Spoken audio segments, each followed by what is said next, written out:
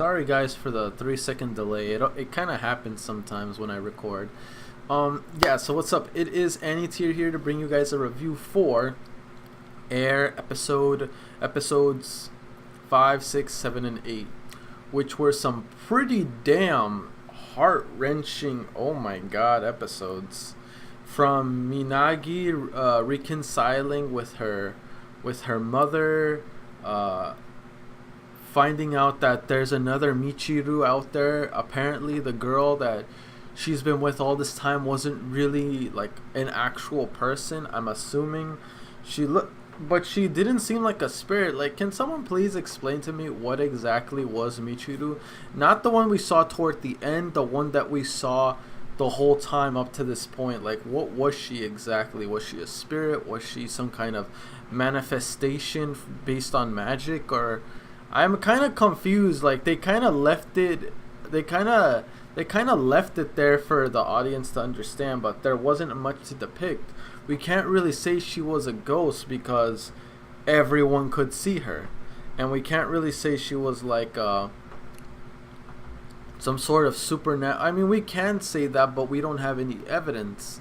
So if someone could tell me what exactly was she, that'd be great. And unless they explain later on, then don't tell me anything.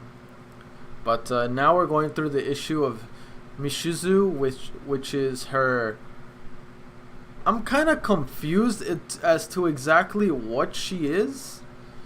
They're making it seem like she's the winged girl that flies in the sky, and now we're also getting backstory on the winged girl herself that has the ability to fly. But she lives among humans, so is she some kind of angel? Like, what the heck? Like, I know a lot of this series has to do about wanting to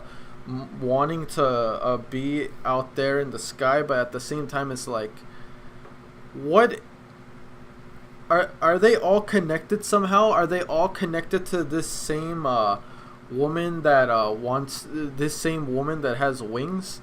Like, is Mishizu actually connected to this winged woman that we're right now getting a little backstory to from the past? Please, someone explain that to me, because once again, I am, with this series, I'm in a little lost. I'm not exactly sure what is going on. I know right now that we're in the past and we're trying to show, like, I guess a little origin story relating to the winged girl. But how is she connected to Mishizu? And whatever is going on with Mishizu, I don't understand why exactly it's happening to her. I understand what's the process and what's going to happen, but I don't understand why. What's the connection between Mishizu and this winged girl? Like, because I have zero to... I wouldn't say zero. I have some understanding of what's going on in the current time of this show, but it's just a little confusing, and I'd like to have a bit more detailed evidence as to what exactly is going on and how this woman is related to Mishizu. Unless they reveal later on, then once again, don't tell me.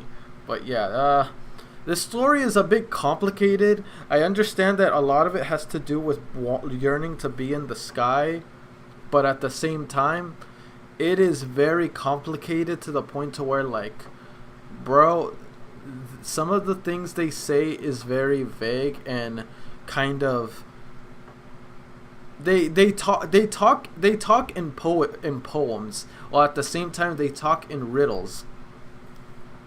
I need them to be firm and upfront, because sometimes a lot of the stuff that I see is very baffling and confusing. So if someone can clear some loose ends for me, I'd appreciate that. But without going into spoiler territory. Once again, if they reveal it later, don't tell me a thing.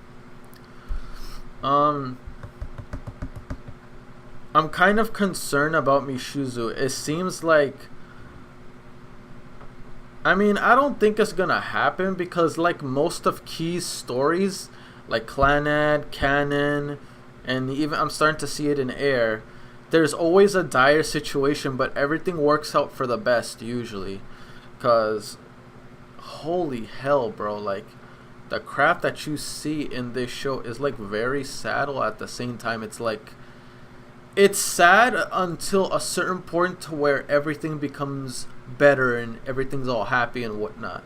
So it's like I'm waiting for like the big depression in this show to hit. That way we rise back up with however things get fixed. Because here's the thing that I noticed: a lot of times when when certain like situations happen in their series, right? Whether it be canon, or whatever, there's always some sort of dire situation to where almost nothing can fix it. It almost seems irreversible to the point to where only a miracle.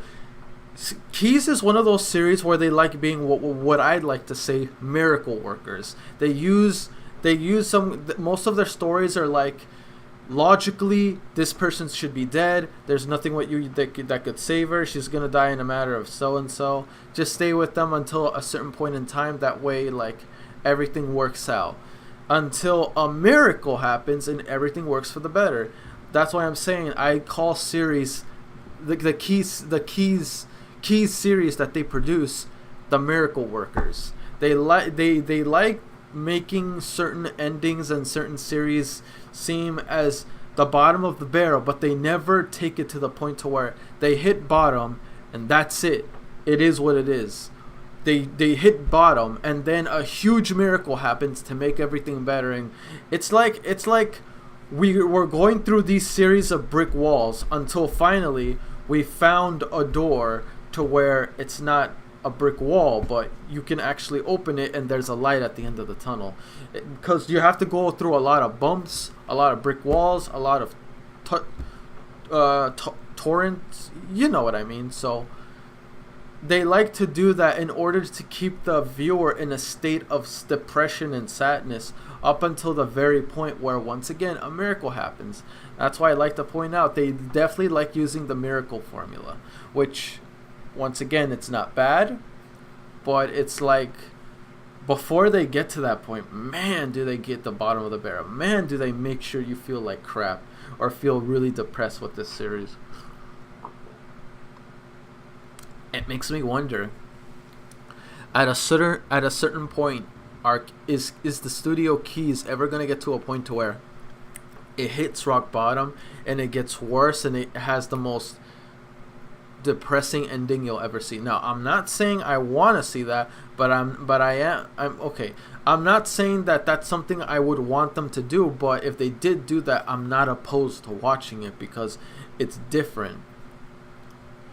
But once again, don't fix something that isn't broken. They're doing a very good job at how they handle most of their storytelling, even though most of the formula is the same, like I said in previous reactions. But overall, it's just, I'm just so baffled and astonished by how they do it. It's never wrong. Like, it never feels repetitive. It never feels like the same story. Guidelines are similar, but the execution and the development are vastly different.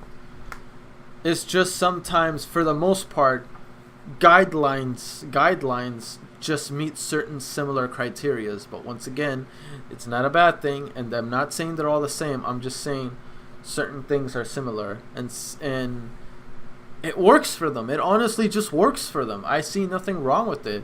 That's why I really do look forward to seeing more of Key's work.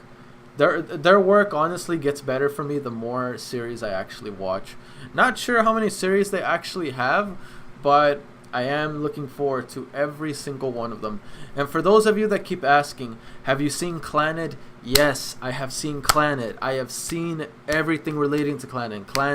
Clannad After Story, the works.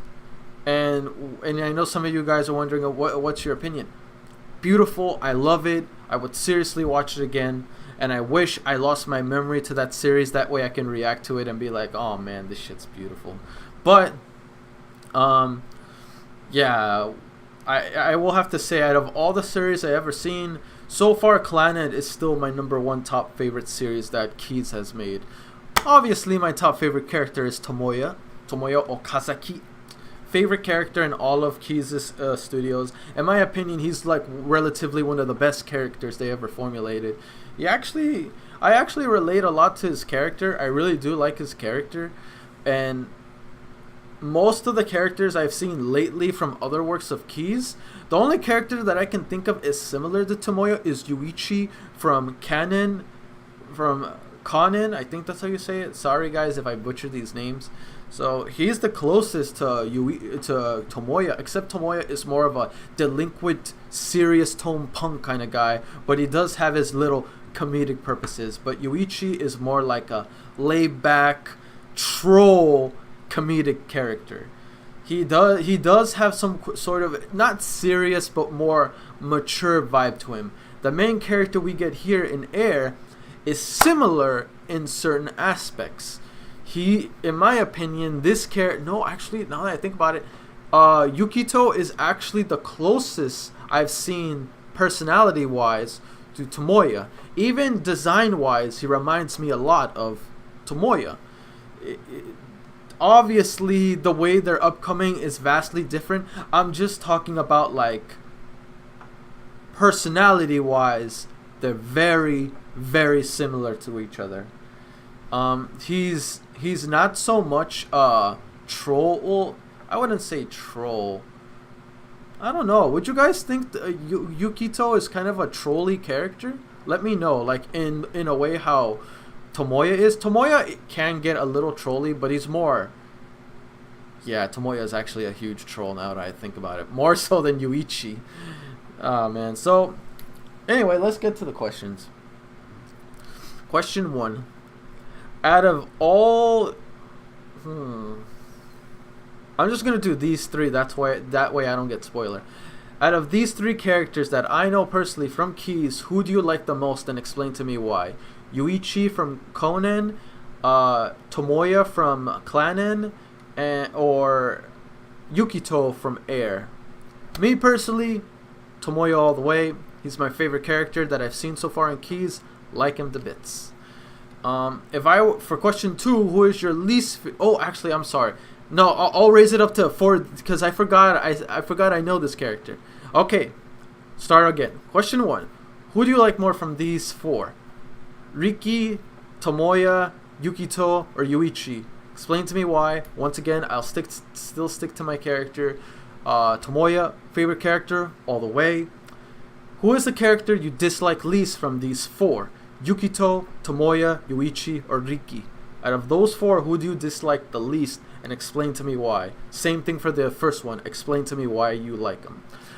Make sure you comment that in the comment section below.